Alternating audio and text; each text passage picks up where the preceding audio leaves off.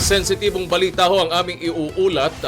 800 stick ng yosi ang ipinuslit ng dalaw ng isang PDL na tinago sa loob ng kanyang ari. Aminado si BJMP Regional Director General Baby Noel Montalvo na may mga modus pa rin ginagawa mga dumadalaw sa loob ng bilangguan. Isang kakaibang insidente ng pagpupuslit sa loob ang kanilang naitala.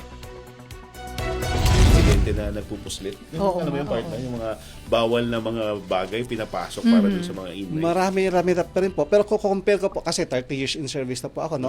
I-compare po natin to noon, malaki po rin ang binaba. Pero ngayon po, meron pa rin, actually, nakakahuli pa rin kami na mga attempt na ipasok mga cellphone, attempt na ipasok ng mga prohibited drugs. So yun po, ang mga kadalasan na ina-attempt. And the majority naman po is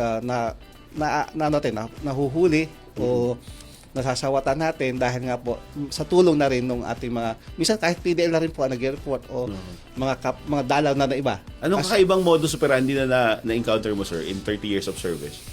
Yung iba sa pagkain hinahalo, yung iba sa parte ng katawan. Yung po, Parte ng kadalasan, katawan, pinapasok po sa parte ng katawan. Oo, partner. Eh, would you So believe? may x-ray na kayo para doon? Opo, Para makita? may experience kami na 800 mahigit na sticks ng sigarilyo. Sigarilyo. Pinasok po sa ari lang maipasok yun.